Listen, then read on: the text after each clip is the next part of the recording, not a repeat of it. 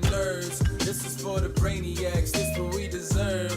Go ahead and play it back, you ain't gonna touch me. You not gonna do nothing, you are not above me. I bet you wish you was me, I know it, I know.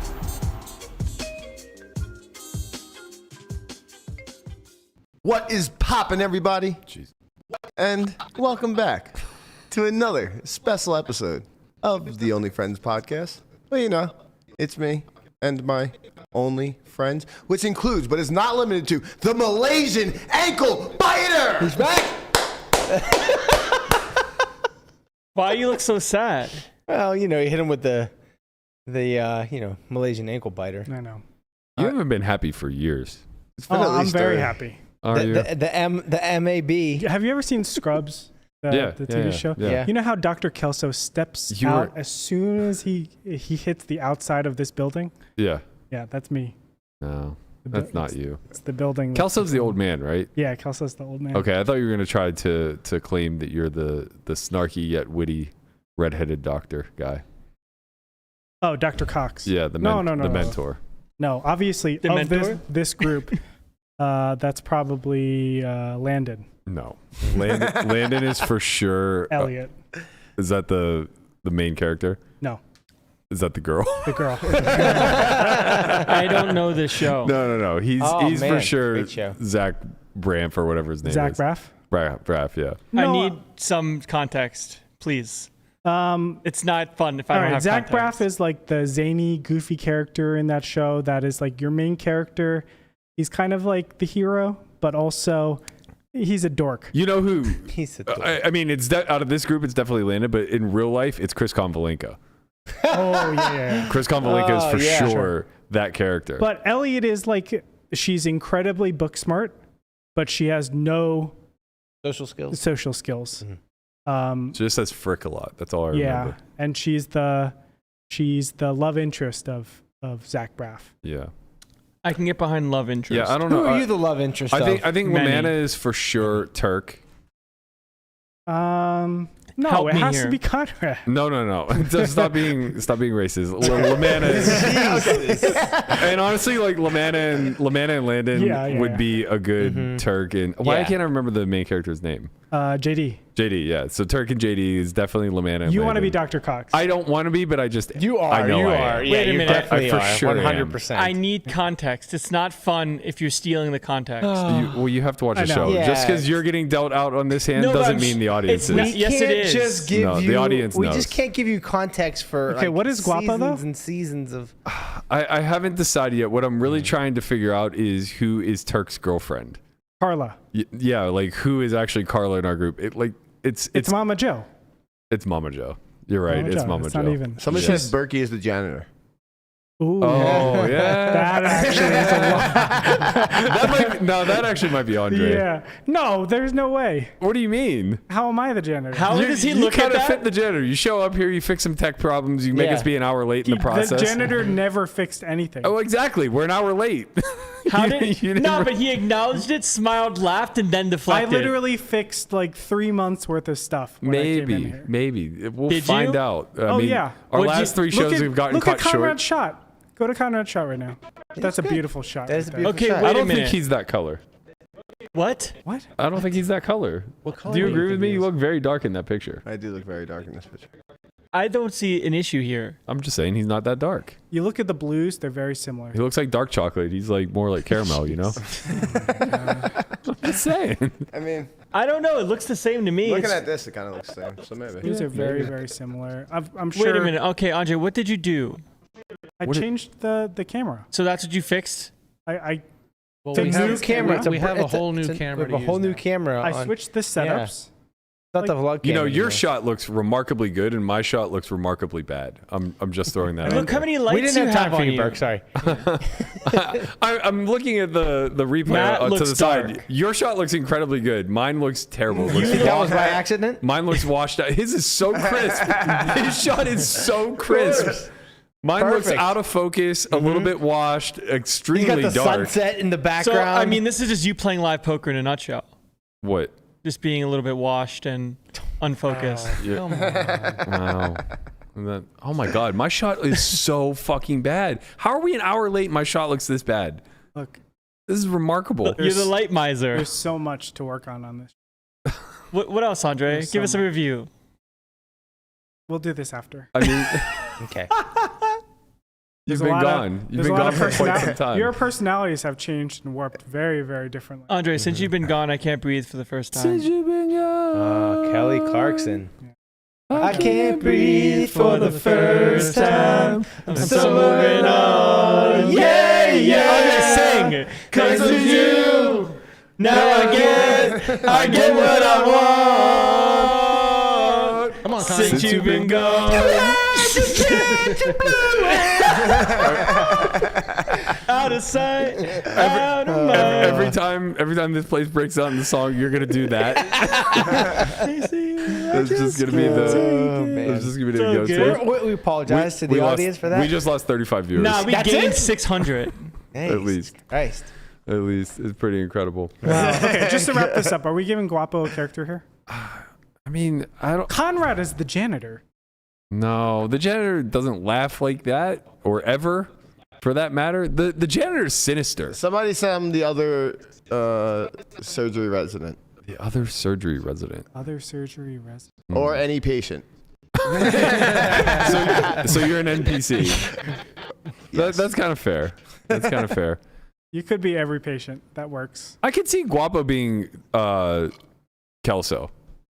Who is Kelso? What does he do? He's the main resident. No. Or not resident. He's the guy that runs the entire hospital. Right. He's the hospital He's administrator. like the curmudgeon of the group, but he actually has a heart. Well, you know what? That might be right because apparently I'm a shit reg that doesn't want to communicate with anyone, according to Matthew. Wait, anyway. yeah. He comes to the academy and he fucking throws headphones on, I wearing actually- a hoodie. I actually do feel kind of bad. Like I didn't realize I was being that guy. It was just You like didn't all right. realize it? I said something to you like immediately when you sat down. I'm like, wow, you're really gonna wear headphones, huh? But you didn't hear me because you had headphones on.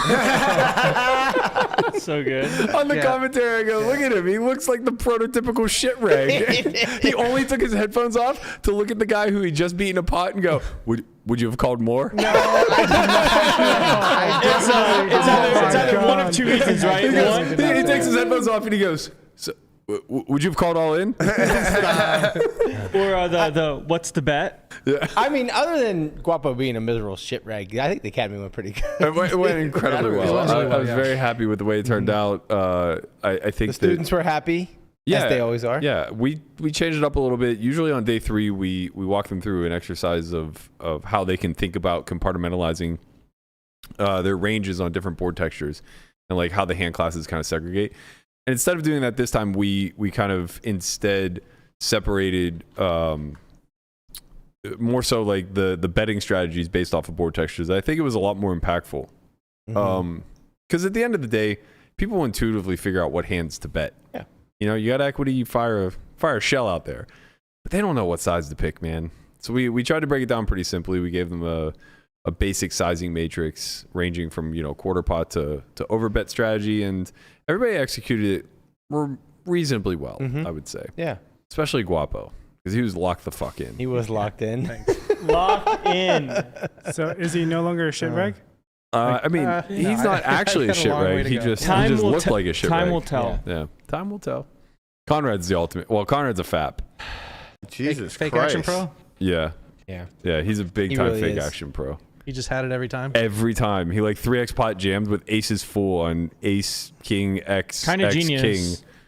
It's like, It was genius. all right, buddy, name me your bluff. It was genius. I don't care. I get called. What do I give a fuck? He's Bluff got- this. The man's got, I'm getting called. the man's got a point. He was getting called, and he did get called. He did get called. He got max dollars. Yeah. He didn't have to take his headphones off and ask the guy if he would have called All more. right. Yeah. Move on.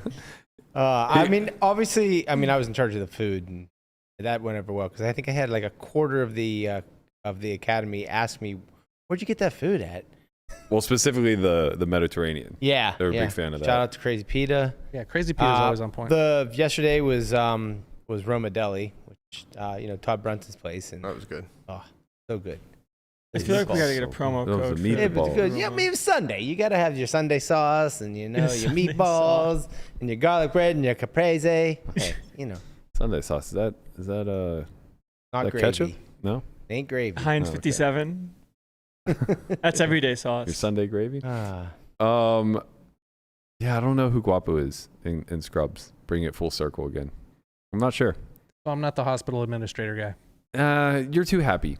Okay. You're too happy. I think Melissa is actually Oh, yes. Kelso for sure. That's hospital administration guy. Yeah. 'Cause That's for sure, Melissa. Kelso's arc turns out to be like not only have a heart, but he becomes like a sort of a pervy, hilarious, I don't know, troll, Sounds like Melissa. and just trolls everybody at the end. Yeah. He retires, comes back to the hospital, and just trolls people. Got it. Yeah. I see. Facts. Yeah. Big facts. Hmm. Carla's the big one that I'm unsure of. I know we said Mama Joe, but I don't know if she's spicy enough.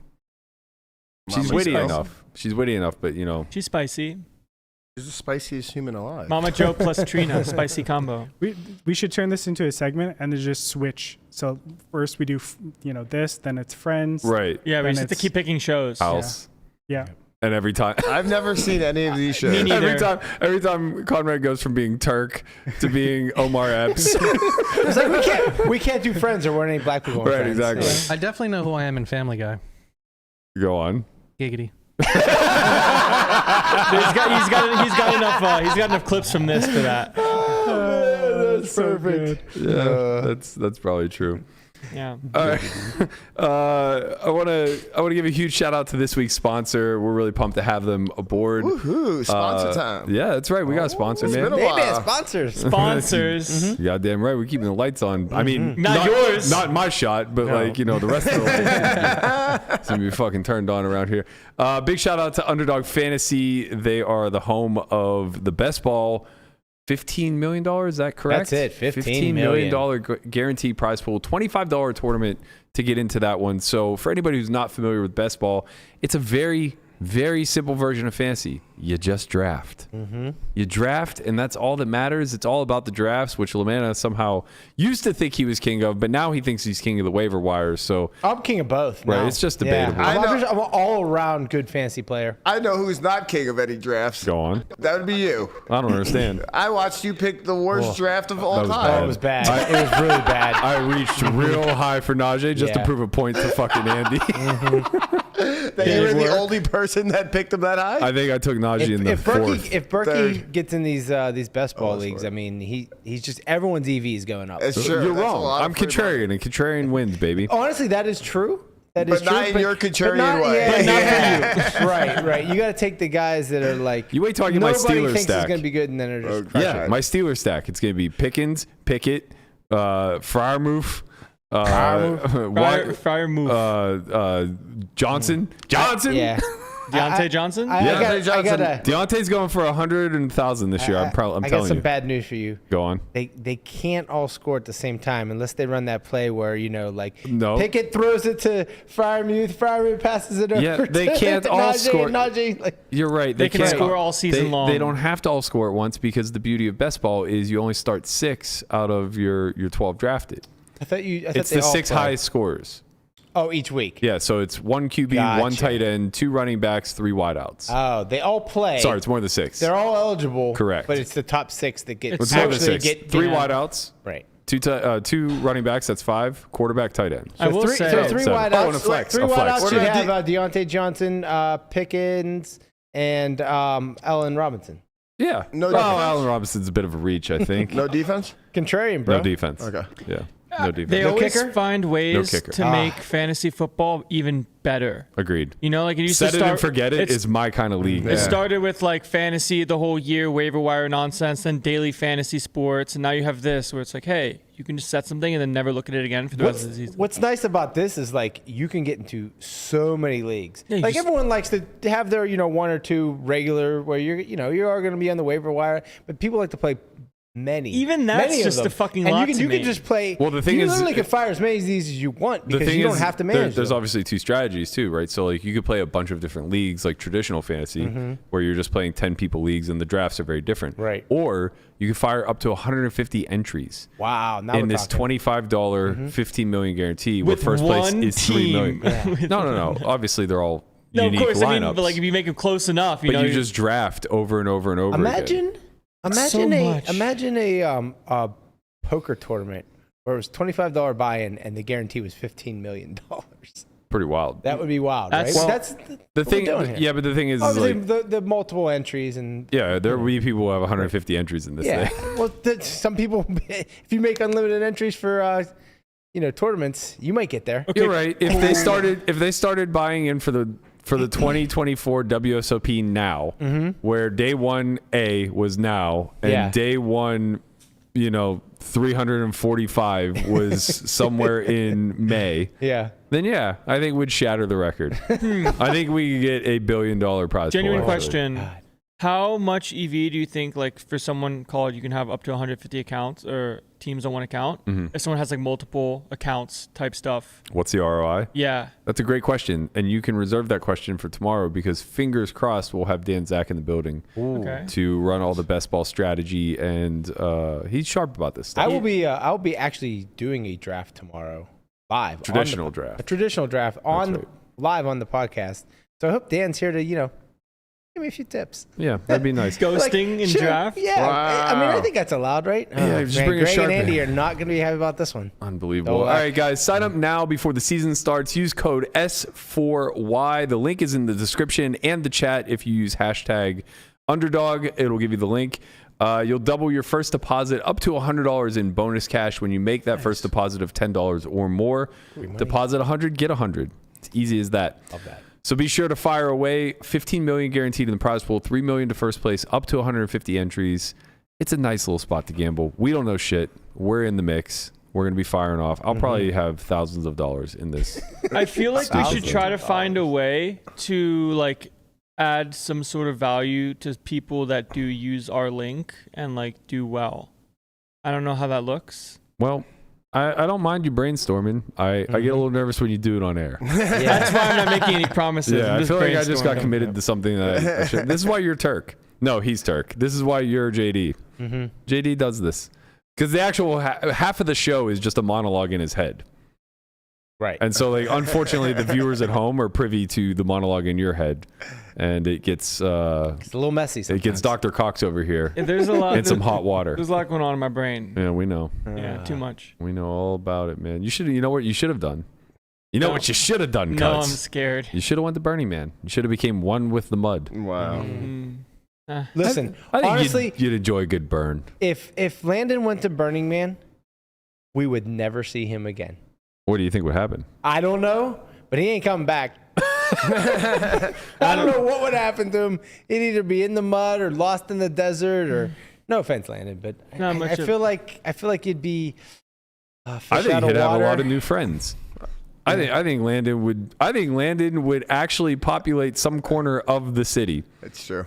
I think He would be like mayor of Black Rock Lot 176. You said populate. I was thinking repopulate. Or he might repopulate it. Bro fucks now.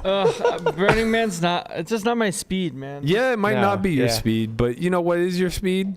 Girls wearing nipple tassels, They could dancing be. through the playa. There's a lot of stuff going on Playa? there. Playa? Is it a playa? I don't Is it know. playa? We'll have to talk Playa? with the Burning Man friends. We have friends that go. all the We time. do called have a friends that playa? go. Yeah. Playa's beach. It's playa. Yeah. Well, it's a dried up lake It's bed. a desert Oh. beach. It's a desert. Yeah, it's a desert with lake no bed. water. You know what? It was, Just however, a desert. it was, however, a lake again. It was reborn, rejuvenated this trip The around. rains fell Down on in Nevada. Africa. They No, came- in Let the Nevada. rain They came down from in the heavens. Africa.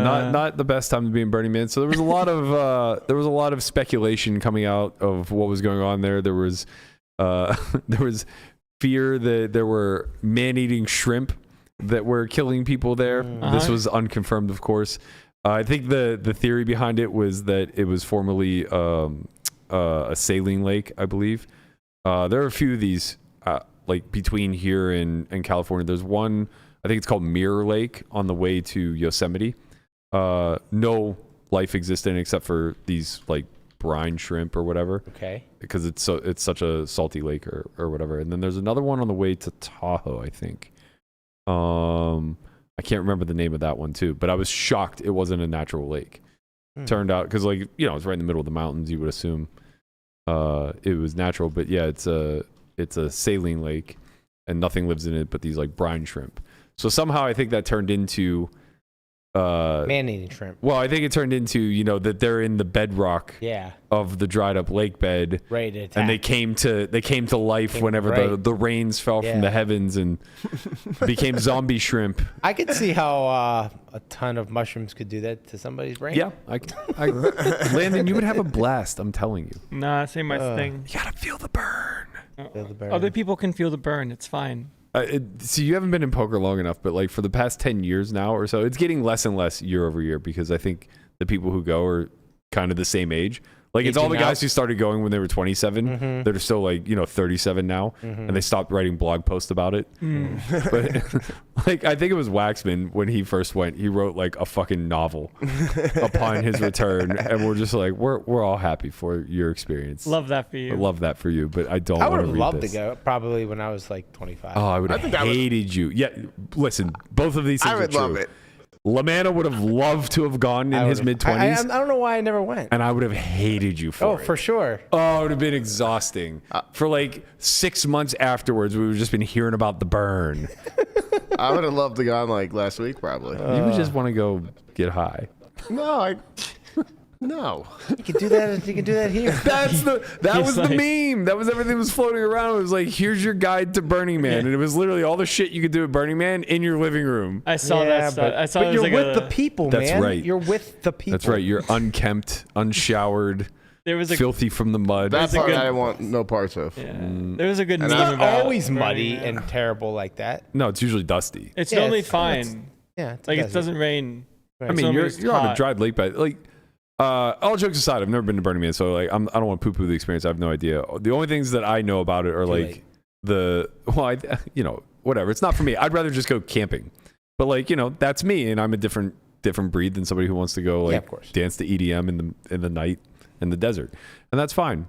A little something for everybody. But the little bit that I do know about it, I think there was a documentary that came out maybe 2 or 3 years ago About Burning Man? Well, specifically about the waste from Burning Man after the fact. As in just trash It's everywhere? like hundreds of thousands of people that take over Black Rock City, and when they leave, it's just like miles of waste, and Aw. they're kind of showing like people. They had like chain gangs of people like going out there and collecting all the garbage and stuff like that.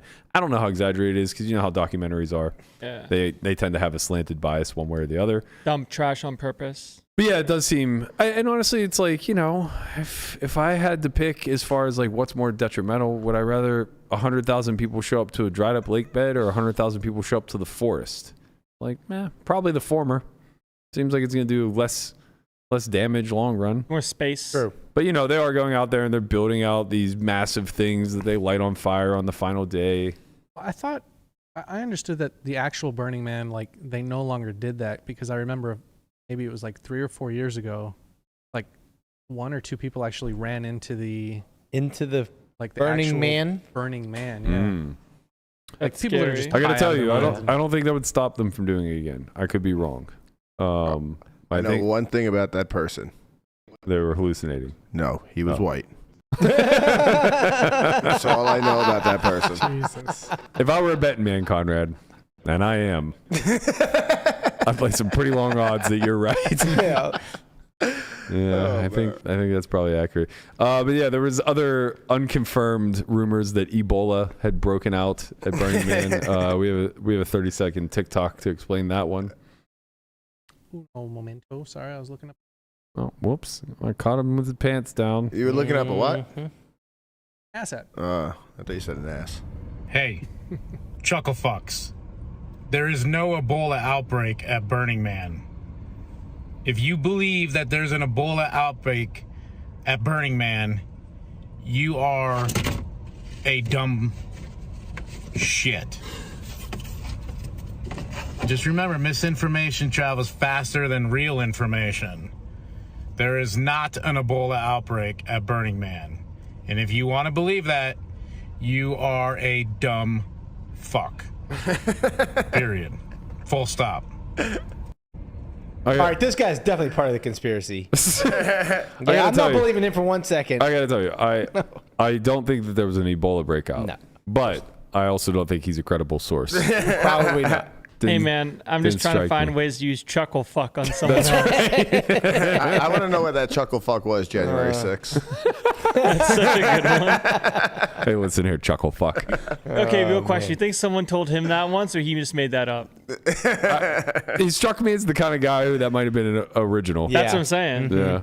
I think that might have been a chuckle fuck original. Yeah, it's a good one. It's here to stay. Yeah. Yeah. We will rebrand it. I think what was interesting was he didn't hesitate once with chuckle fuck, No. but then he was like, "You dumb." Shit. Well, you lost Shit. the words. Shit.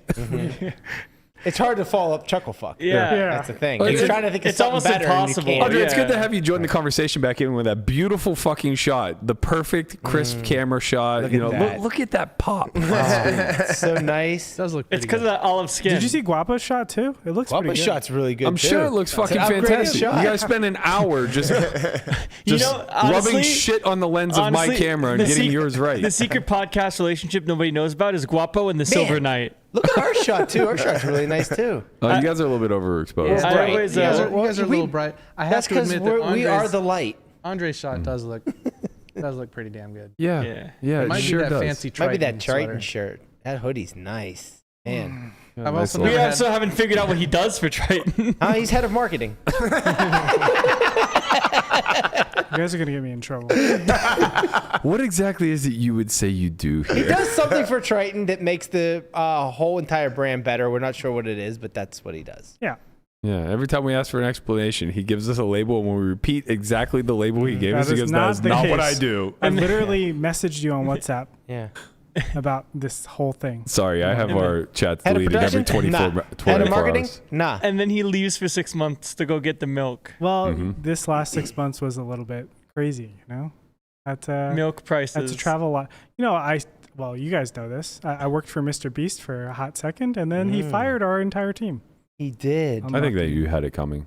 I did. Were you the head of marketing for them too? I was actually the CEO. Can you be the head of marketing for us? CEO of the Beast. I'm a little bit too busy. Yeah. Sure. Man, Yeah. why? He just gave you that.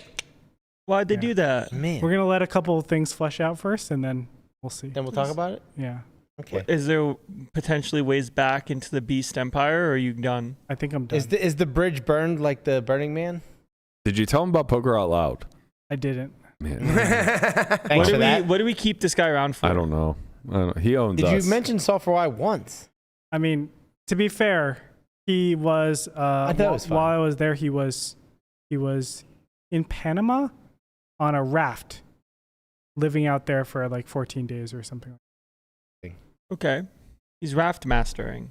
Wait, was this when he was dreaming up the latest concoction of his video? I think I saw. I don't know if it was a meme or not, but they're doing a "How long can you hold your junk challenge?" Winner, you know how like you keep your hand on a car, Yeah. and the last person to take it off wins the car. I think it's something similar in that vein. My fear is that the last person who takes it off is the only one who keeps their wiener. Ooh, yeah, that would be bad. Ask me about my wiener. I don't know what that Nobody? is. Nope. Really? No. No, I thanks. was like Jonah Hill's first. Well, You're on an second island. roll. Second roll, maybe. Hmm. It was. What the fuck's the name of the movie? We can't It help wasn't you super here. bad, was it? Super no, it was right memorable, though. after Superbad. Oh, It was. After Superbad. Yeah, By the they way, all went to He had a bunch college. of Sorry. ones before that. you guys see how swole Superbad Jonah Hill looks now? Yeah, bro's in I shape. just, is he swole or is he Swole? skinny? He's skinny. I thought he just lost a bunch of weight. Yeah, skinny and a real big head, right? Isn't he on Ozempic? Yeah, he's definitely on his Yeah, own. he is on He looks Ozempic. good, man. Yeah. He looks really good, especially compared to Superbad. But no, last time. Oh, Papa, you pulling this up? You, Take a you look. can talk while you. All right, pulls it yeah, up. yeah. Last time, I don't think you know I how was this thing works. in. Oh, yeah. No, he looks good. I mean, Oh, look at his arms. He's filling out a shirt though. yeah, Compared to yeah. That's good. I don't know. I'm looking at a picture of him very skinny, smoking a cigarette, and he looks like a man who like smoked enough cigarettes to get skinny. No, he was on Ozempic. No, for sure. Well, that's the thing. Okay, so here's like the thing with Ozempic. Is it a helpful weight loss drug? Absolutely. Is it Sponsoring our podcast? No. no. Is it or does it lead to desired aesthetic results that people are searching for? Almost certainly not. Right. It's also, people don't know the long-term effects of certain things. Sure. I mean, it really fucks with your digestive system. And from my source, I was told that once Unnamed? you literally have to stay on it, and as soon as you get off it, you're gonna like gain all the weight back. Well, yeah, I mean, there's a reason for that. The main thing that it does is just quell your appetite, so you just consume less. Right. So your caloric consumption goes way down, obviously, but the problem with that is when you lose weight that way, you're almost certain to be losing muscle as well. Yeah. So it's not like you see a bunch of bodybuilders using guys aren't Ozempic taking- to get through their last cut. They want like, tests. You know, it just doesn't work that way. So yeah, when you see people get like healthy, I guess, from being obese, probably through the aid of Ozempic, but like if you see somebody who got shredded, It is a great drug for people that have diabetes. yeah, it's fantastic. Yeah. Do we know if Sean's using PEDs? for his challenge? He's not yet, as far as I understand, but I'm of the impression that he's going to, and certainly needs to. It sounds like we didn't talk about it. I know. Yeah, we should get bro on here. It was like 10 days ago or so that he put an update up, but his latest DEXA scan was like 36%, I think. So is he making... Way behind. Oh, he's way behind schedule. Oh, that's not good. Way behind. He's losing a lot of weight. He's in the same boat Christian was when I offered Christian this bet. Chin lost like 70 pounds in the first 6 months, and his body fat percentage went down like 2 pips. He went from like 38 to 34, 38 to 35. Why I is don't that the understand. case? How It's does that just even work? he lost a lot The of exact muscle? same thing that we're talking not about with building Ozempic. muscle. Like you just lose a pile of fat, but in the process, you also deteriorate a lot of your muscle. So Your what, you have body to- needs to live off of something. You have to lift as well when you're losing weight. If I were in Deeb's shoes, and granted, I'm not speaking from experience because I've never been that overweight. Yes, you've not been that overweight. But Steak a day, Matt was real. Yeah, but I also had 10 years of muscle underneath it. But if I were in Deeb's shoes where like I was largely sedentary, didn't have a lot of muscle baseline to build off of or anything like that, and I had the ability to use PEDs, I would have started off out of the gate taking steroids.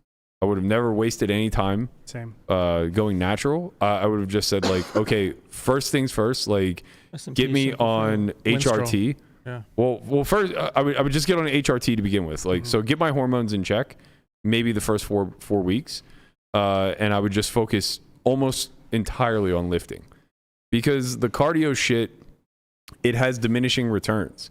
Like as you build up your wind, or if you want to be more technical about it, your VO2 max, what it does is it makes you more efficient now when you're doing steady state cardio and stuff like that. So it becomes a lot more challenging for you to burn calories. And the thing is that like you're much better served not worrying about getting to a number on the scale, but instead converting as much of the fat into muscle as you possibly can. Now I get it, like he had to go through the mechanics of learning how to lift, but throughout that whole process, like you could still just be naturally you could just naturally be anabolic simply through juicing, you know? And it's like, it's such a massive, massive head start. Yeah, you get sick edge. Yeah. And it's, you know, I think that's where Doug failed too. Like He at the could end, just bro walk, was just right? super skinny and had no more fat to lose. I mean, he did have fat to lose, but like 1% more. yeah, but like it's just so hard to that's a lot. At that That is a point, lot. like 1% becomes a lot. And it becomes hard to trim in a way that isn't compromising your muscle whenever you don't have a lot to build off of. It's like, you know, Doug, for all intents and purposes, his final form was very, very, very small for a man his size. Right, frame plus height. Yeah, like Yeah, that's you what know, he was just very small. It was clear he didn't build a lot of muscle. I right? look back at pictures of me last year. I didn't realize how You were skinny I frail. looked. I didn't realize how skinny I looked. Yeah. Now you're fucking yoked. No. Let's see those shoulders. We're getting Show there. the audience the shoulders. No. Come on. No. We'll wait. Just go to his Instagram. No, relax. Can we see your thighs though? You can't see your thighs. It's hard, today. man. It's funny because people don't think I do legs, but it's just because my quads are so high on my body. Like I do legs all the time. Trust me. Yeah. Normally My we're quads able are to see like how almost high- up to my throat. My quads are like I'm just all fucking femur. You're very lanky. Yeah, you got very legs. long legs, and it's hard to hard to look like jacked legs. When Yeah. Look, we all have our plights being 6'5", okay? All right, we appreciate you wore pants today. Let's get a little bit off of Landon's aesthetic and talk some. I did wear the pants with the shoes. Let's talk some poker. I like poker. Did someone say poker? Did somebody say poker? All right, wore that shirt before we yesterday. get I into the know. antics, I promised everybody that we would talk a hand from today's session, and it's a doozy. I posted it over on my Twitter if you guys want to go check out the details. If you're more of a visual type, Guapo can throw up the asset as well. But I played a hand today. We were 7-handed, I believe. A recreational opened off of a 10K stack from the cutoff, from the hijack to 400. We're playing 100 with a $100 big blind ante. Kier, who you guys may know from the Bally's Big Bet streams, a nice long-haired fellow, calls from the cutoff. I defend the big blind with 5-4 of clubs, and Kier and I are roughly 25K effective. Pot's 1,400. We see a flop of ace of clubs, 7 of spades, 3 of diamonds, giving me the old double gutty. You like that? The hidden double gutty. We like that. Yeah, you like that, don't you? I check. Kirk Cousins.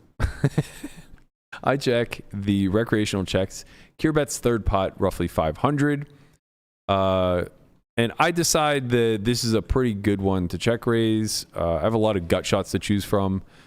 Nice old backdoor. But yeah, I think I would just lean on backdoor hands. So sure, I would have 6-4 and 6-5 here as well. And then, for value, I would have ace-3, ace-7, pocket 3s, pocket 7s. And then maybe a little bit of like 7-3 suited.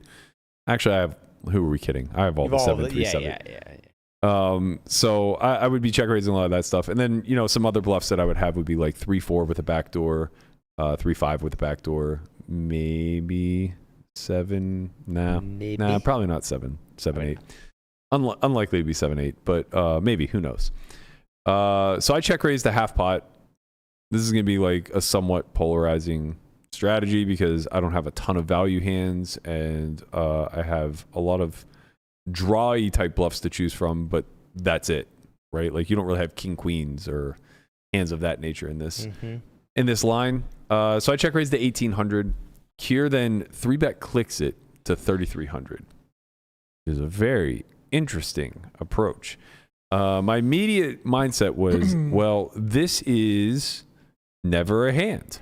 Bold strategy, Cotton. Let's see if it pays off. I just decided that this makes no goddamn sense. And Kier is a man who likes to fuck around, as am I. Could be a set of 3. Yeah, that maybe a set of 3s. That's like about it. But that's kind of it. Yeah. It could be. It also could not be. Yeah, it also could not be. I think he 3-bets for sure with me, the big blind especially. I think he 3-bets 7s. I think he 3-bets ace-3 for sure. And probably ace-7 at least at some frequency.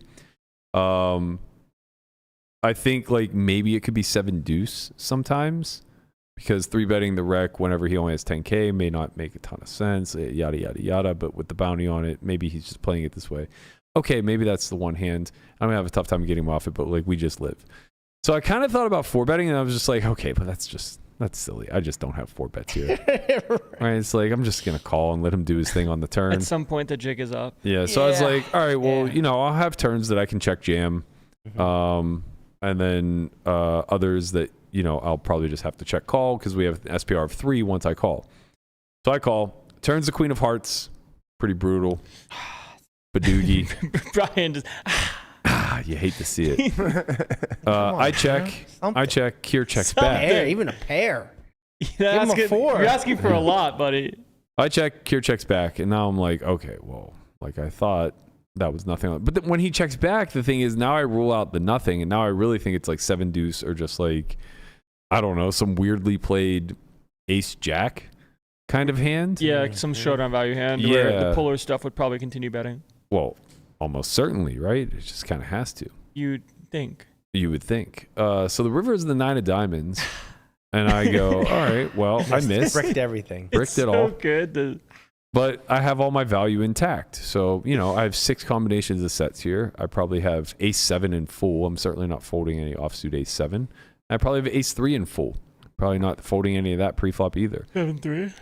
And then, 2 combos of 7-3 suited. So I have, infinite 2 pairs. Basically, I basically have 20 combinations of 2 pairs and 6 combinations of sets. I'm pretty sure that I could just bluff all my missed draws here. All my 6 highs and 5 highs are all in. And all in is 3 pots? 3 pots. Would you do that? With all those sets? Would you? Brian, you're supposed to do it with the nuts and then get called. Not the other way around. Yeah, this is a Conrad. Like Conrad has pocket 3s here and gets paid. Would I do this with 2 pair plus? Yeah. Absolutely. Yes. Just asking questions. Well, 'cause it's in the sense of like when he does check back, his best hand is probably a lot of ace X. Yeah, it's one pair. So when you And go so 3X, his whole range just becomes like Just a indifferent buff or catcher. basically his Indifferent whole buff range catcher. becomes indifferent or a clear fold. it becomes Right. really mad. Okay. Yeah, I don't think Yeah. that he would have any like pure calls. Like he doesn't really have much sets to check back. I guess if he somehow is ace 9 or 9-7 in range, then those would be the pure calls. But generally through this line, he probably just has like hands that are indifferent and then hands that pure fold. Ace 10, Ace Jack, maybe, who knows? Yeah, who knows? But Fucking like his one cares? pairs are all just like a 7 here is just going to be indifferent. It's a good hand. It blocks my ace 7 and pocket 7s. It's a lot of one pair. But anyway, he's just going to have a tough spot. So I jam, and he doesn't think for very long before calling me. Well, you're not going to win. Oh, I don't win when I No, you don't win. Get You're not going to called. win anymore. Yeah. I have to 5 win. high. Yeah. You know? lose. Yeah, I lose now. Good try. I tried. He has 9-8 of spades. For everyone at home who may not have followed along, that flop was ace 7-3 rainbow. Backdoors out the door. He's got the How many three. backdoors He's got the wraparound. So he was fucking around just as I thought. He didn't have to 3-bet fuck around. That's where I get a little lost in all of this. Because he could have done the same thing just through a call. could just floated. Yeah, he could just. I guess he has to give up the turn if he floats. That's the difference. He doesn't get to make the 9. So he has to put you on the 4-5 almost. 4, 5, 5, 6. 5-6. Well, Yeah. it's just the polar 4, stuff 6. of like good hand, bad hand. He just said he had bad hand. And Yeah, but like, well, I mean, that's true too. I would have a 3 in this line for sure, but he made a 9, so that's okay. 3, 4. 3, 4, 3, 5 backdoors. Yeah, It's what is this? A mixed game? He made a he 9. made a 9. I mean, he told me he was gonna call me with 9 high, so you know, I wish at least for that reason I would have had a 3. Yeah, it would have been pretty sick. Peak comedy. You bluff with the 3, 4, get called by 9 high, and the river's like not a Bro, 9. I've seen it all. It would be good. I have fucking seen it all. Like less than a month ago, you won a very big pot with a 5 exposed. Correct. And now you got wrecked by rivered pair. River pair got me. And this is 100. Might not 100. have had to be a river pair. This is big game. Yeah. Matt, honestly, did you say that the recreational had 10K behind? yeah, So he came into the game with just 10K? yeah. Huh. He's a short stacker. You know, I think instead of firing the main event, Mm. get me into this game. Anytime, Guapo. You bring your headphones and your hoodie. Yeah, you That's exactly what they like. That's the kind of people they want in that game. You bet 3K on the river and the wreck has 10. You already have, you a call more? you have a Mexican Eric, so now you need a Mexican Mike? Mexican Mike. Mike. That's you for Miguel. Miguel. Your Mexican Mike. Well, I think if you just go by Miguel, the Mexican's implied, Okay. Yeah, that's so you're true. probably That's fair. fine. Yeah. But yeah, we'll get you in there, Guap. They'll accept you. I mean, I worry that we're overpaying you if you're ready to fire off in the 100 game. But hey, He's not ready to fire it, but he will. I'm here for it, man. I'm totally here for it. Let's do it. Crowdsource a buy-in. So I'll come down and rail. oh God! Can you imagine the man outside the glass door Just banging on the door. It'll be like slamming on the doors like it's a hockey game. as he doubles through me? Yeah. Yes. Good content, yeah. Fucking prick. Well, since you are going to come down, maybe we can discuss a little bit about your table presence and etiquette, as today's show is titled "Stop Doing This at the Table." Yeah, I fucked up pretty good. I mean, you didn't fuck up that bad. I wish I would have been a little bit more conscious of it. Well, we just would have liked you to be social, bad. represent the pod. I really you enjoyed know? Poker Out Loud, even though we were all wearing headphones. But even then, with everyone wearing headphones, I think I was more social. I don't know. I just tuned out. I just completely forgot.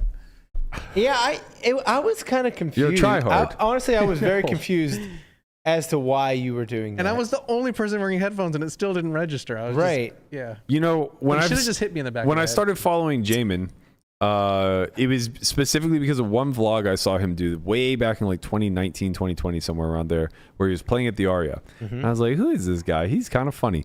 And the reason why I thought he was funny is because instead of referring to his table mates as shit regs, as I often find myself doing, he kept calling them tryhards. And when he would describe them, I was like, yes, that is the embodiment of shit regs. And it kind of does boil down to it's less of an etiquette thing. It's more of a social presence thing, right? Like, don't wear headphones, man. Unless the game is tough, don't wear headphones. I get it. I probably have like 30 hours, 20 to 30 hours of experience with Guapo Yeah. in live. Yeah. He's never worn headphones then. So it's- Yeah, no, I like I said, I think I completely tuned it out. Oh, look it. I didn't know Jamin was an underdog guy as well. Oh, he Oh, is. how about that? Indeed, he is. Mhm. Yeah, I think at the very most, like if you have like AirPods or something, you have one, but then if you can find conversation, you remove it. Yeah. I mean, don't get me wrong. I've worn headphones at tables, specifically tournaments, because I'm miserable. I feel like the one AirPod is nowhere near as bad as like these. You get these cans on, and it's like I don't want to hear anything from anybody. I'm here to just play my hands, take my money, and leave. You know what you are when you are playing a live game and you're wearing over-the-ear headphones? You're the girl at the gym that does not want to be disturbed. You want to know what the true play is? Have long hair. He wore AirPods the entire time. Put your AirPods in. I fucking saw him. I saw him. He had AirPods on the entire time. Yeah, at the same time, though, like if it's possible for you to still kind of have like good banter and still be good for the game, it's like Well, how is it possible? You can't hear. Look at him; he has a good time. I mean, I have a great time. that is true. That is how he gets action. It's not easy, but like he does it. You got to work to play as tight as Conrad and still get action. Yeah, he's working. I'm working out here. That's true. I'm working That's here. true. I mean, for years I thought he was just the whale, and it turns out that he's just the nitty whale. Who knew? Yeah, he wrote in the group chat that he floated with a backdoor and a gutter. We're like, that's just good. Yeah. And I responded, I know. He's like, I'm giving action today, floating in position with a nut gutter and a backdoor flush draw. Matt and I are just like, what the fuck are you doing? Are you kidding me? Yeah, that's like the guy who like opens and gets called and then shows down Ace 5 suited. He goes, I don't just play the nuts. Yeah. He's like, all right, Grandpa, relax. Yeah. It was a All jokes complete aside, joke. how did Guapo and Connie do overall? Conrad I don't killed know. it. You tell us. You kept score. How did they do? Oh no, I don't. Oh, mean, their play was good. I mean their play. Their play was very good. Yeah, yeah. I thought Justin played incredibly well as well. Big shout out to. I won all the chips. Conrad did good as far as I think I won all the most. results go. Yeah, for sure. I think I won the most throughout the 30 days. No, that would be Kenji. No, I didn't count him. He didn't count mine. Yeah, we didn't But count him. I'm Count pretty him? sure I did. Conrad was a dark horse, It just was- not counted for. It was close because he did pretty good, and then I know that last hand of the night. I won 2 to 3K every day. Yeah, he screwed Mama Joe bad. Yeah, well, the tab has nothing to say for it. Yeah, fake money doesn't count, bro. Yeah. No, sorry. So is there anything worse than just wearing headphones? Yeah, there's. I Yeah. mean, I'm not a fan of the I guess it's in the sense not bullying, but it's like the targeted like nit targeting. Go on. I love Nick targeting. Are you kidding me? Not nit targeting in the sense of like targeting someone that's bad for the game, but someone who's bad for the game trying to target somebody else that's bad for the game, where it's very clearly deflection. Elaborate.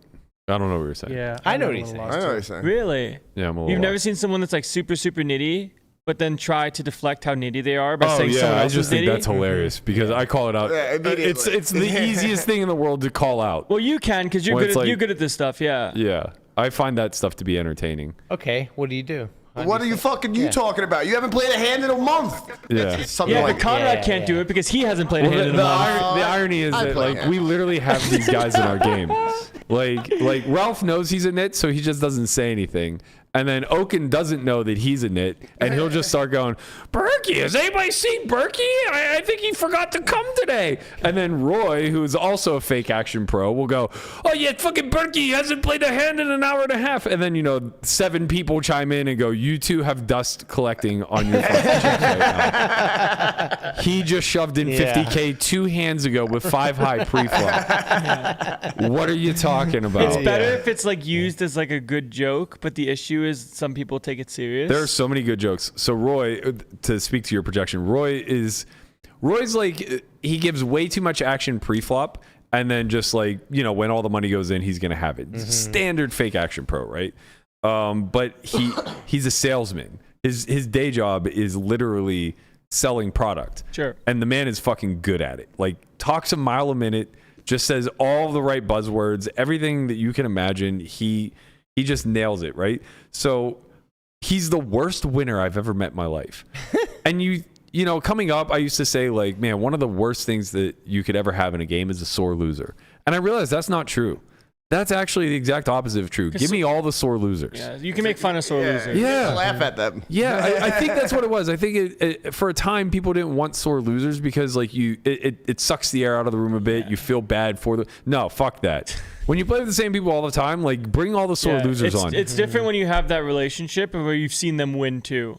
Well, it's not even just that. If you're a sore loser when you lose, if you're like a pro and then you lose against like the fun player and they finally get you and it's like they're finally gonna like walk away as a winner and then you're bitching and moaning about it the whole time. Yeah, that's different. You're right. That's different because it's just like, okay, listen, you beat this guy for like a year and he finally gets you. Now you're gonna complain. Yeah, you're right. To some degree, you can be a sore loser and take it too far. But here's the rub with sore losers. They're losing. So you have that compensation at least. Right. So no matter what, at least you have the joy of knowing that they're down money. It's kind of true. Most of the very, very good players, when it comes to like sore loser, sore winner, probably aren't going to be sore losers. Agreed. Because they know better. Sore winners, on the other hand, are the fucking worst human beings to ever grace our presence. Matt, you would have called more? It's the laughter and the pointing out how you lost. Like it's rubbing salt in the wound every single chance that you get. This is not to be confused with if you win a hand versus someone and they genuinely ask you for advice and you talk to them. No. Very different. This is the fuck did you think I had kind of rhetoric after the hate just this fucking guy, he never folds rivers, just 50,000 doesn't care. What did you think I had? Of course I have the nuts. It is a very weird ego projection to get mad at somebody for losing to you. I say it all the time. I'm like, why are you mad? You're raking in the pot. Why are you mad? This is Roy in a nutshell. It's just a game. Why you have to be mad? This is Roy in a nutshell. He's the sorest winner that you've ever come across. Like you can't lose a blind without him reminding you that you've lost the blind. But to his credit, like he's just an incessant troll and he's really good at it. So he does this bit where if somebody is like gone a few hands without playing or they're a little bit on the tighter side or they're locking up a win or whatever, he takes out his phone and he fucking starts playing a Dyson vacuum cleaner to suck all the dust off their chips. And it's hilarious because like, he splashes around pre, but like he'll go hours without making it to a turn. Like he'll just bleed a few hundred here and there. And sometimes like even he can't find hands to play pre-flop. How do you get that sound? You just go to YouTube and type in... it's kind of an interesting one to me. And it's just from it's just the nature of the way that like old school sees poker when it comes to VPIP being an important stat. It's like VPIP pre kind of means nothing. Yeah. Right? It's important. Kind of. Like it's important. I mean, it's like if someone plays 80% and then like folds a ton, but like kind of has that sort of attitude. It's like, you're losing a little bit. No, you're losing a lot. No, that's the dream, actually. That's literally the dream. Somebody VPIPs 80% and then never sees a turn. That's the freest money you'll ever make in your entire life. Yeah. You don't know what a real whale is, son. Let me tell you. Sure. Okay? Roy does this so often that it's gotten to the point of being an adjective. So now he's so fucking Dyson. Okay. He's so fucking Dyson right now. That's good. Amazing. I love it. It's actually pretty funny. I feel like you guys need to have not a stream, because stream like is it kills it. Yeah, it needs to be like a cut scenes. I'm the voice for the room. We've already decided that somewhere down the line, decades down the line, someone's going to write a book. And I think we voted Simon as most likely to embellish it the least. Like he'll get the details closest to write. So he's going to be Mr. Bobby Zoom book, the ghostwriter. Yeah, BRB. Lot of unbelievable things happen. Like in that stories. Room. More so just the hatred of money. I've never, and I'm just as guilty. I'm just as guilty as any of them.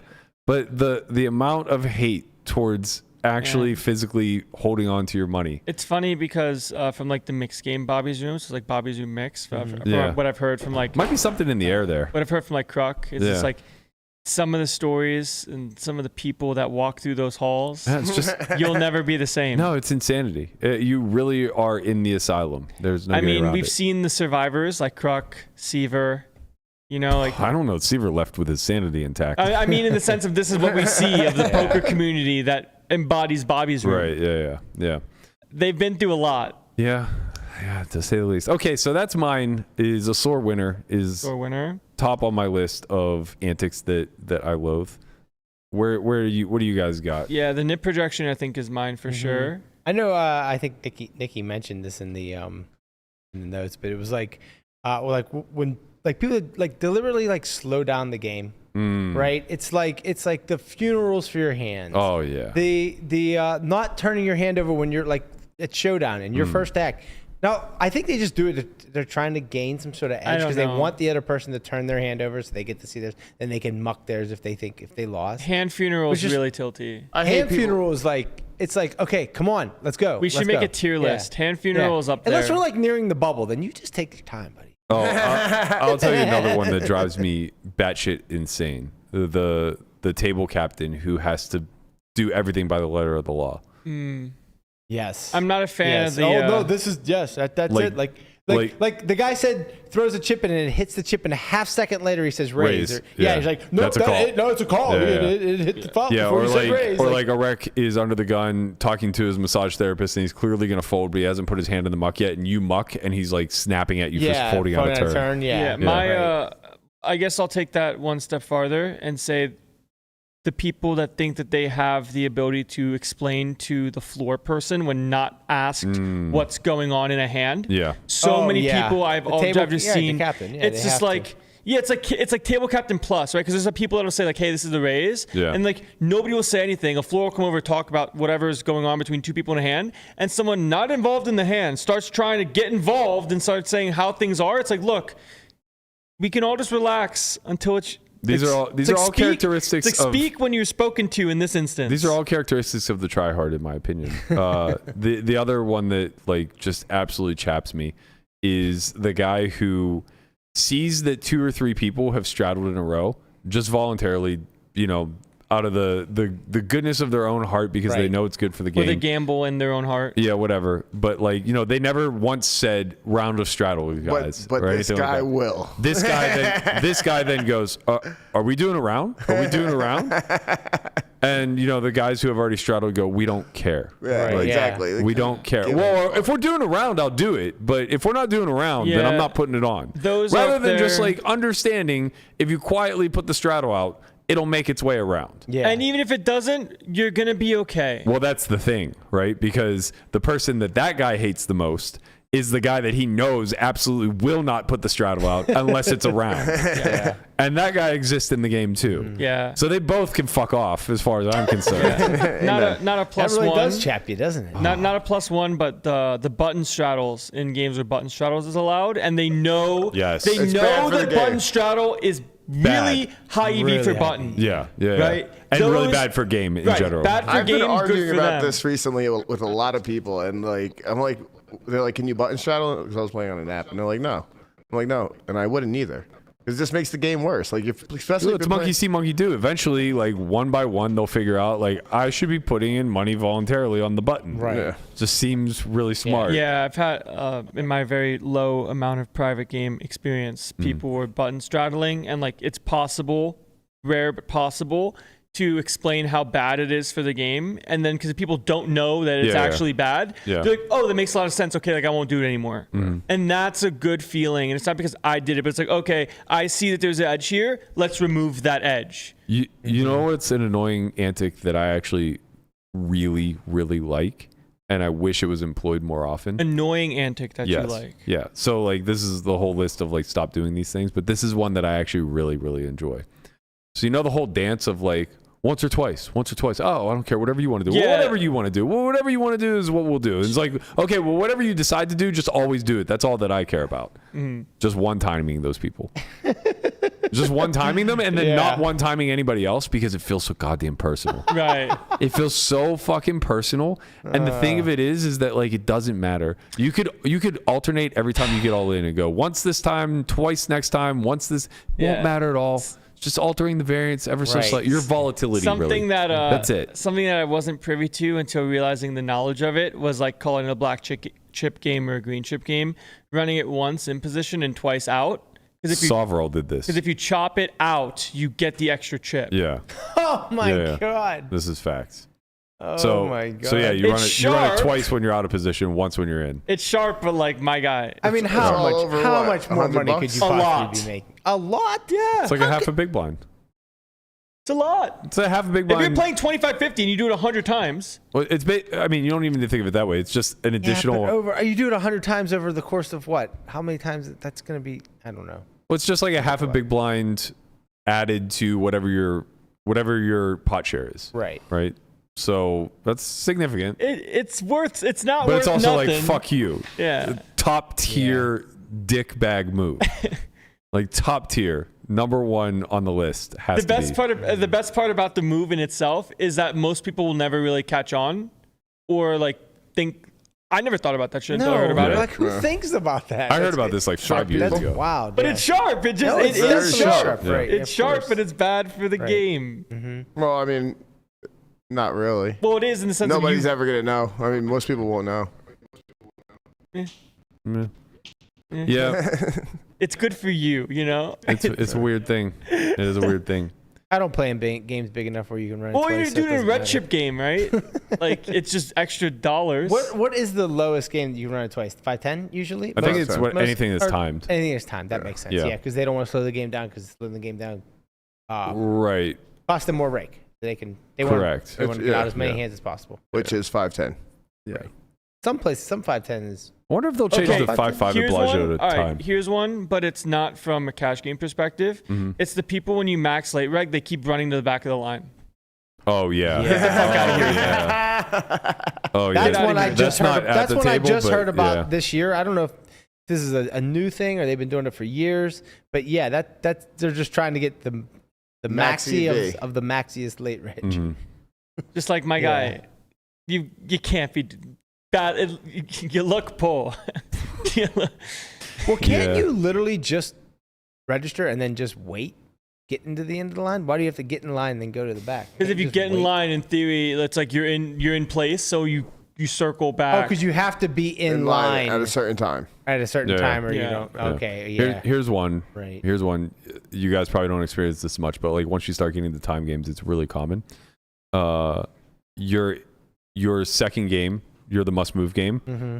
and the fish get moved over to the main, and now you're reg battling 6-handed, the guy that sits out, so but doesn't lose his spot on the list Oh yeah. because you're not forced to play. Right. That's Right. tilting. The guy that just sits out Yeah. and he's just gonna wait. Oh, I mean, I'm sure you've experienced this more than me, but like, fun player ends up leaving table or moving, everyone insta-rack.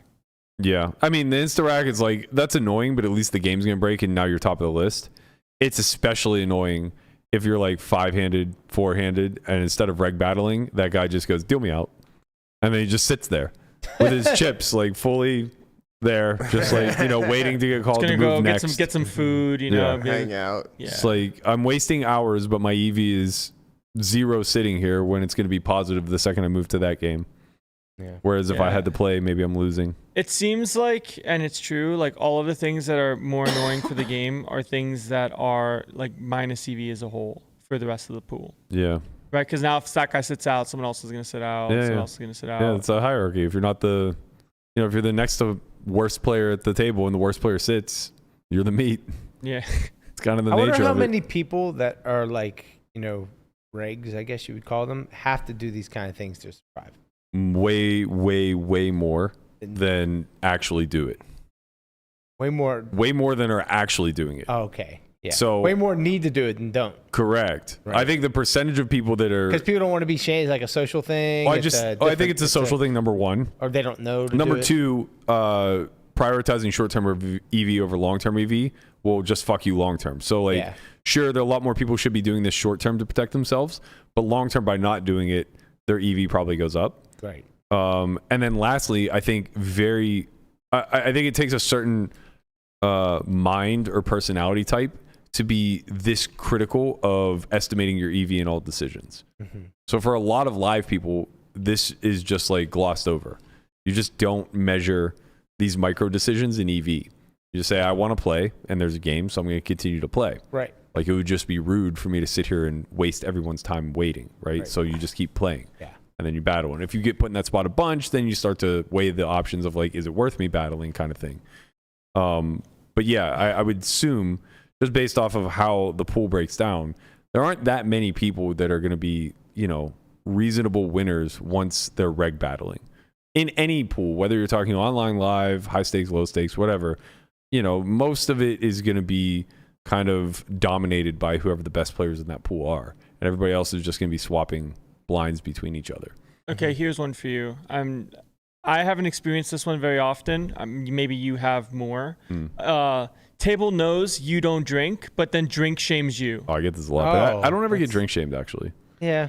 I always get the... But they know that you don't. Yeah. But I always just get the how much would it cost to get you to drink thing. That's fine because it's like a fun game. It's really not fun. It's a really stupid question. Sure. Because the answer is always the same and no one will accept it. It's like a lot more now than it would have 10 years ago. Yeah. And a lot more 10 years ago than it would have 20 years ago because like I'm just continually worth more money. Right. So like the number goes up. Like what is the number? It's high. It's just stupid high and unreasonable. $1 million? Like, So no, 100 way if over someone, $1 million. If someone says, "Hey, I'll give you 50 grand, just do Wouldn't a shot." even You said way over $1 million. 1 ounce shot of If someone tequila. said a big, on that scale of morality. right, but it's something you've done your whole life, and it's something that I'm sure you take pride in. It's right. Like for $1 million, I wouldn't stop working out for a year.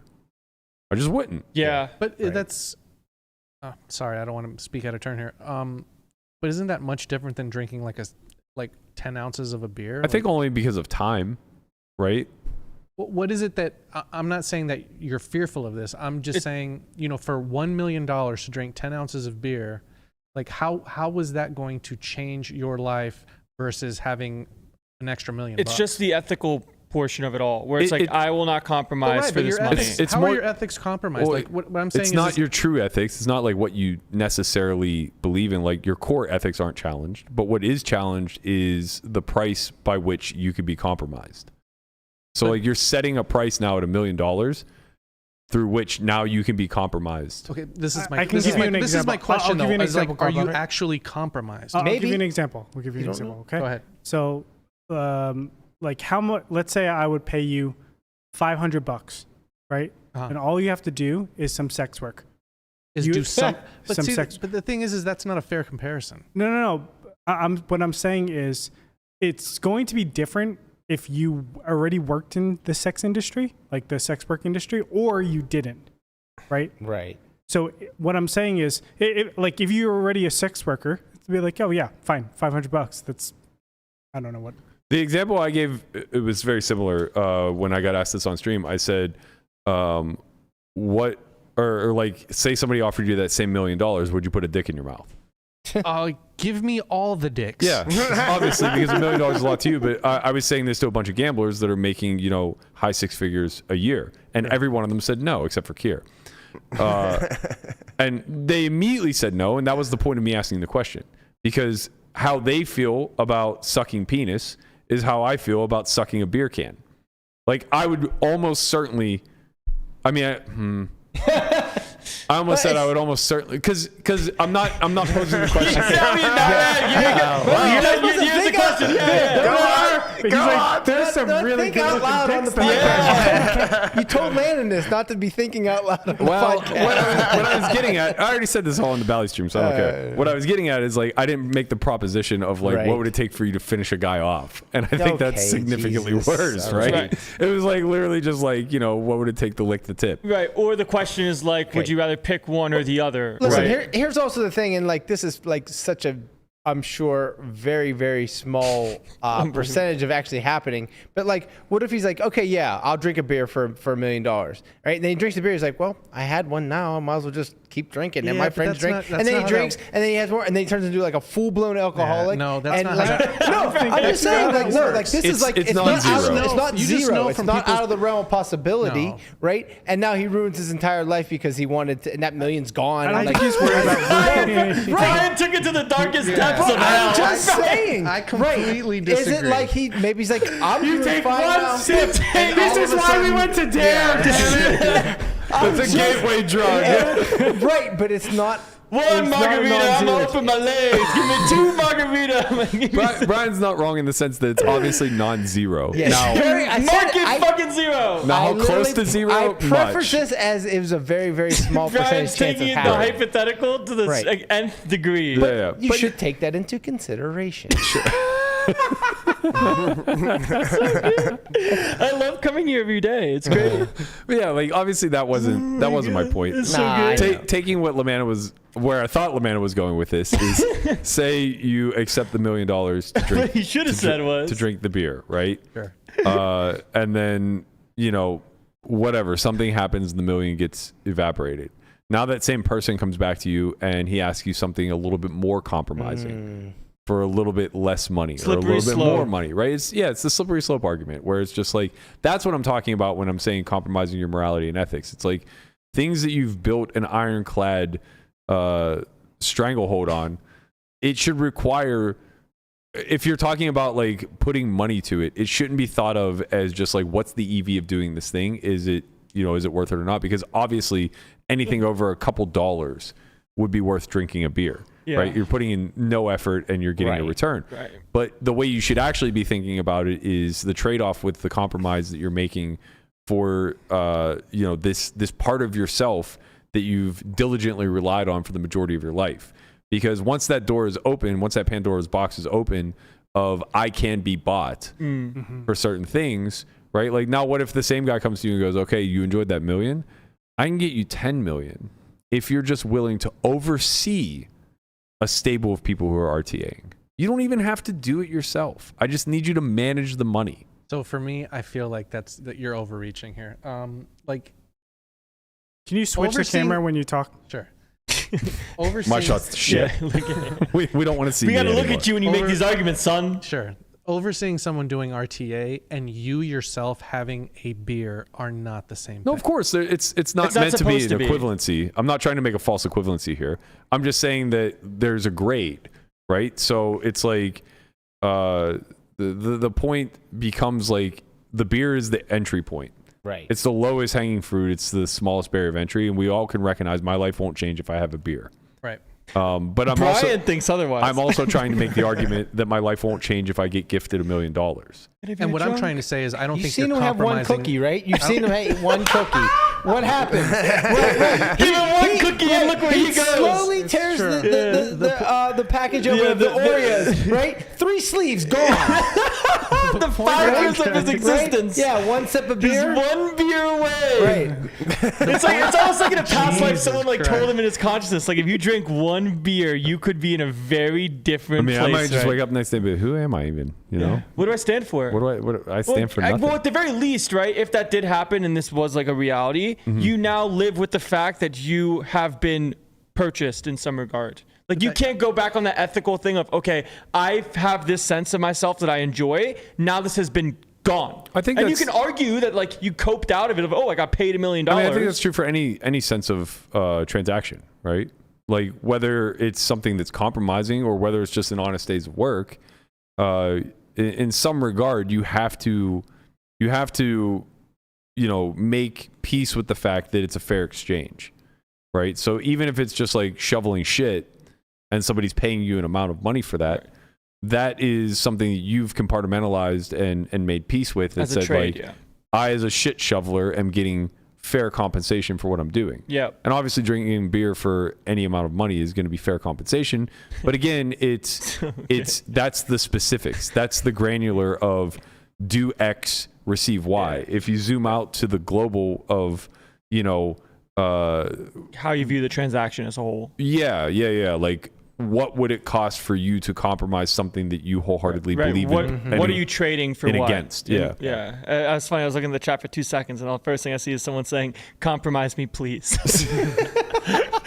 Well, I'll do another example. Let's say you're deeply monogamous and you have your significant other. It's like, how much money would it take for you to open up your relationship to a polyamorous relationship? Why are you guys fucking Just mad? sounds like you're crowdsourcing here. That's all.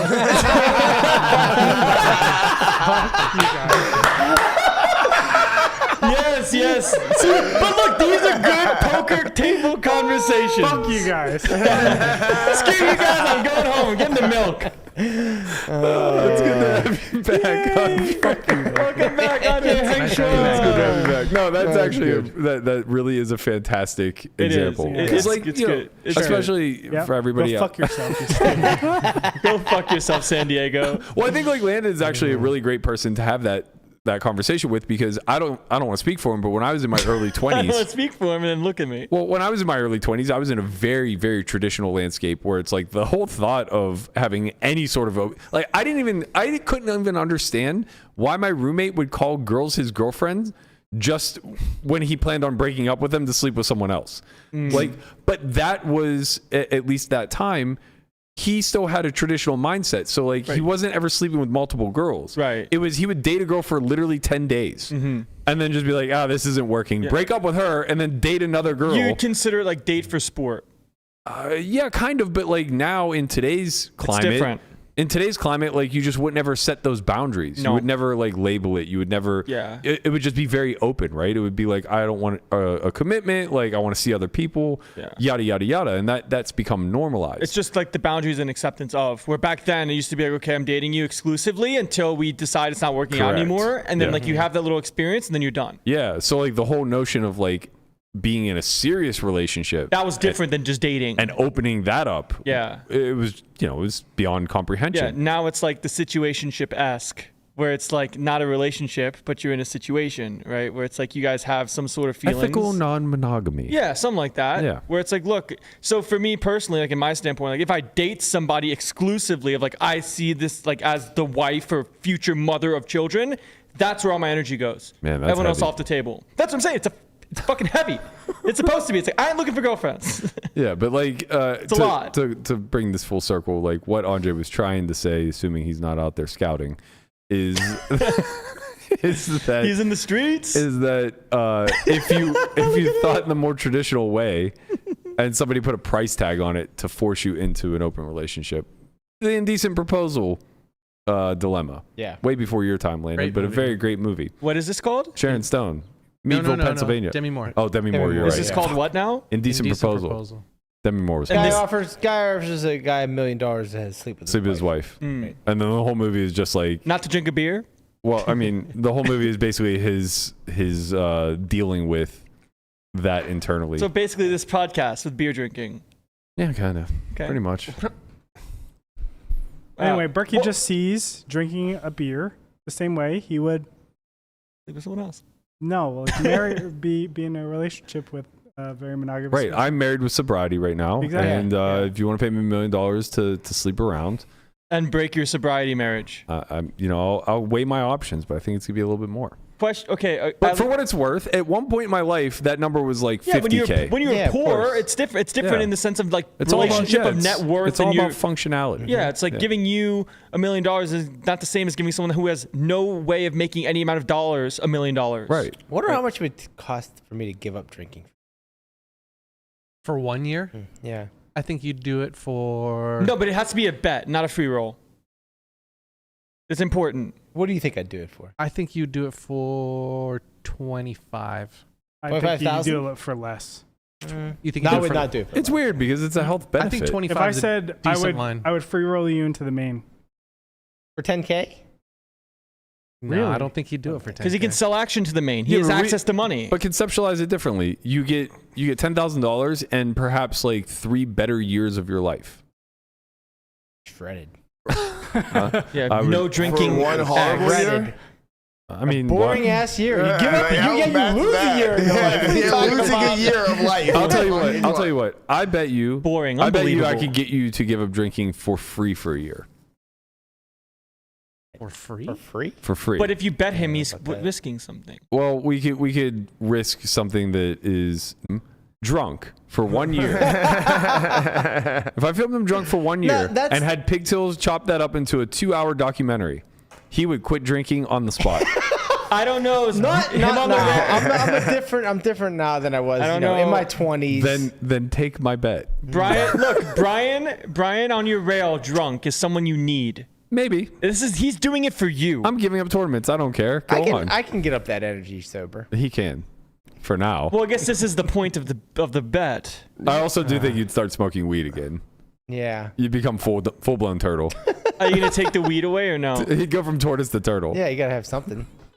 Okay. All right. I guess we're All right, gonna let's end fade. the show. I gotta get to the bar. I guess we're gonna fade the opposite of good things I'm for the serious. game. Yes. We'll fade that. Yeah, that wasn't a part of the show.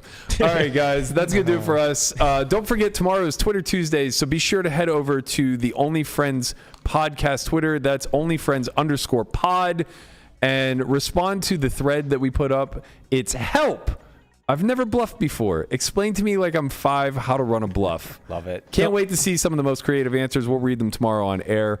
We are late again tomorrow, 6 p.m. We're going to be doing a review of our underdog best bet draft/drafts. I don't know how many we're going to get out between now and then, but we will have something for you to review. Fingers crossed that Dan Zach is going to be in studio. If not, Melissa's definitely going to be here, so look forward to that. So you're going to draft based off of faces. Of course. How else would you ever do it? That's going to wrap it for us. Andre, it's been a pleasure, man. It's great to see you. See you guys next year. Hope your Later, squad. relationship Have you works back. out. We'll see you guys then. See ya. Peace. That was so